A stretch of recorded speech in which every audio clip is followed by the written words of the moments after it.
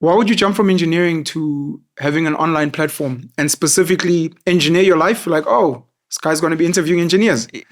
But that was not the vibe. Yeah. I had an inborn skill of broadcasting that I didn't know was a skill, but still only knew it as a passion when I was a teenager.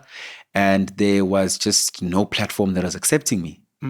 That's the truth. But what made you think you have a skill? What was it? You know when you listen to radio and watch TV, and then you imitate those people when you're alone, and you feel like, I sound like them or better than them. 100%. Many of them, still. Yeah. I sound better than many on radio. Oh, this is like a real thing that you're saying? Yeah. Damn, I thought we were making examples. But okay, let's keep it going. Don't we have better views than some radio personalities? Hey, ungangifaki mina. And at some point you wanted to venture into this space. I wanted to venture into broadcasting. Radio specifically? Broadcasting. Radio and TV. Yeah. Okay. And then there's this beautiful world where we merge both in a way. Yeah. Called podcasting. Did you ever try though, before podcasting? Yes, I did. What did you do? Many people are sitting with my demos. Okay. With my audition tapes. Okay. Can I say that this year some have come back and have declined? Oh. Yeah.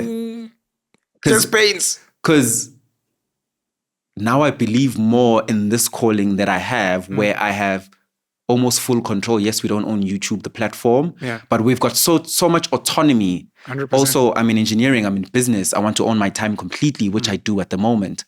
I will struggle to be told where to be when by somebody, especially in South Africa, where they're going to pay you 5,000 a month to tell you that. Yes. So we went from like 50, 70,000 to 5. And then you become a celebrity in Holo 5. Hey? Yeah, celebrities are poor, man. Very. I was going to ask you to like give them a big FU. The sadness of so many kids that dream of being celebrities, being in entertainment, being on radio, being on TV. Maybe what I'll ask of you, because you're blessed that you could go into engineering. Sure. For some kids, they've been imitating since they were young, and that's all and they kind of feel. And they're still imitating, yeah. They feel it's the only way out for them. Sure. And now you're already saying the money is little. What advice would you give Lungelo in grade 7? Doesn't get exposed to George Campbell, doesn't know that he's going to study engineering, is not academically brilliant, and is like, I want to be in entertainment. I want to be in broadcasting.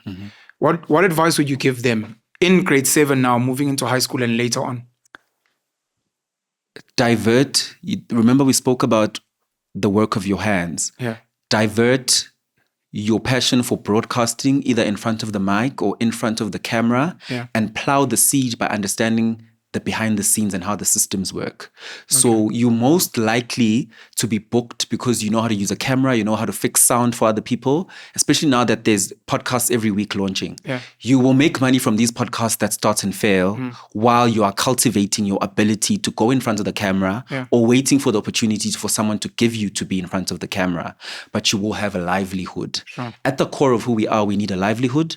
We need to live and have food. Maslow's hierarchy of needs at the bottom of it is to have the basic provisions. And for you to have the basic provisions and you feel like I'm not academically inclined, use your hands to cultivate a skill where the skill is still driving you towards what your heart desires. It's brilliant advice.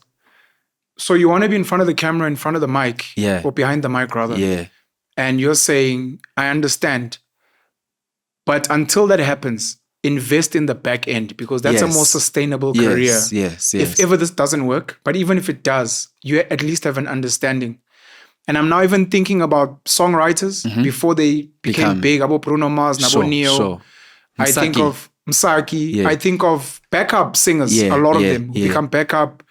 I think even a guy like Anderson .Paak, if I'm not mistaken, would also a lot in the background until he becomes so... Some kids really are like, I'm just waiting for my big break. And you're like, but are you learning anything else? Yeah. You want to rap? Yes, you haven't made it. You haven't released a mixtape. But are you learning how to produce music? How to maybe build your own studio and have people come in? How about you shoot your shot with the celebrity whom maybe lives in your neighborhood? Because I'm a celebrity. Is that a hit under the belt? This is not a nice guy, man. I've been watching a lot of YouTube videos about public relations. Can I help you with your PR? Now you're cultivating a skill. They might even pay you money to help you do that. You're not competing with them as well. You're not competing with them. You're adding value. You're adding value. And now you're getting close to them, cultivating a skill and understanding the business behind how their brand works. For free. For free. Well, or even getting paid. So there is always an area that you can contribute and add value to a person's life while waiting. Because we all need to wait at some point.